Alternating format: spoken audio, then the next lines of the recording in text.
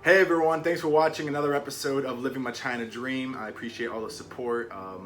Keep it coming. This episode is clearly going to be a little different as I'm doing the whole talk to the camera thing in the room, not going anywhere in this episode, just talking. Telling you a story that you were clearly clickbaited into watching because, yeah, the story title is completely true, and I'll tell you what happened. So, I'm in this Airbnb apartment room, and I hear a loud knock on the door, just like it was me. All right, what's going on here?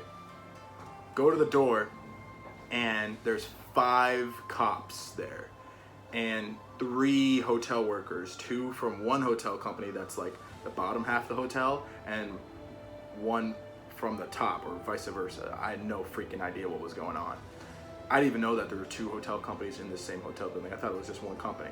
Anyways, 5 police officers. I have no idea why, and they know no English, of course, because no one knows English here. And the first thing that the leading officer says, who has a stern, mean-looking face like he's about to take me to China jail, he goes, "Give me your passport. I need to see your passport," in Chinese. And I'm just freaking out. I'm like, oh my God, am I about to go to China jail? Like, what is about to happen? So, basically, I'm like, I feel that feeling in the stomach, like, you know, you feel like you did something terrible because I think maybe it was wrong that I did it through Airbnb or something. I don't know. I'm going to my backpack, hand the passport, and I'm like, what's wrong? What's wrong? What's the problem? What did I do wrong? Did I do something wrong? Is this my problem? Just saying like the little things I can say in Chinese to like, try to understand the situation. And they're like, there's a problem with the room. This room is illegal. You have to leave immediately. I'm like, why? Did I do something wrong? Is it my fault? And then like, there was one of the hotel workers knows a little bit of English. She was like, no, not your fault, not your fault.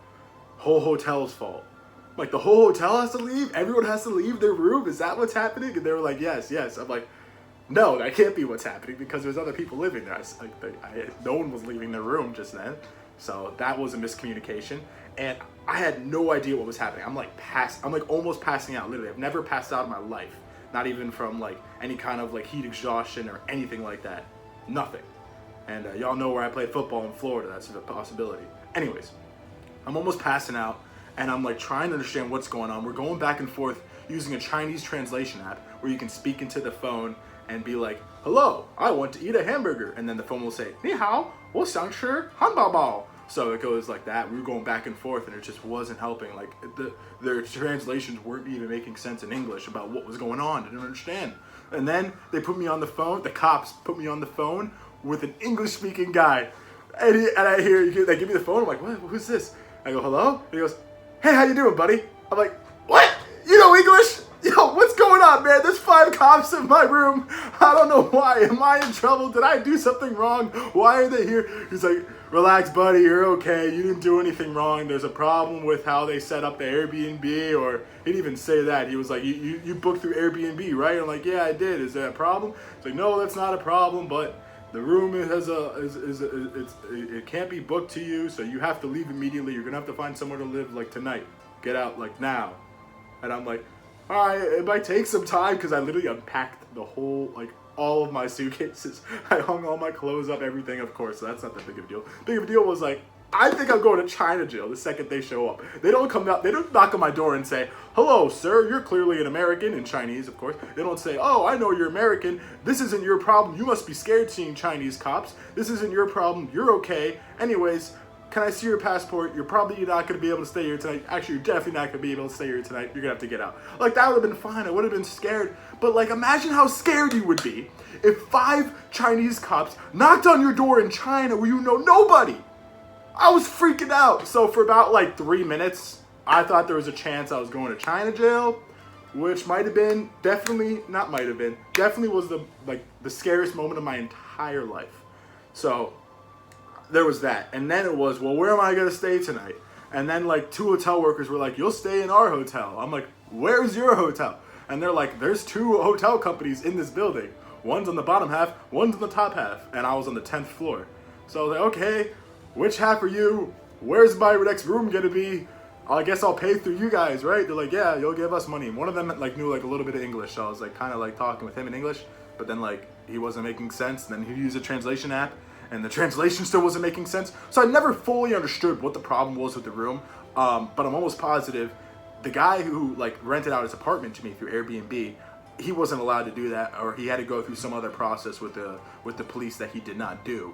That's what I assume. He actually ended up giving me the money back for that night I paid for in advance. That night I got kicked out. 5 p.m. this happened. They knocked on my door. It took about like a couple hours to move out of my room, and then they moved me into a room on the same floor. And I was so confused because the whole time I was like, okay, is this just this room's problem? Is this the whole hotel's problem? Because they kept saying, using the words, it's the whole hotel's problem. Everyone has to leave. That doesn't make sense. I'm going to the same floor. So basically, the hotel owns this room, but the room I was in was privately owned by the landlord, and it was like an apartment that like he owns through like the first half of the the hotel buildings company.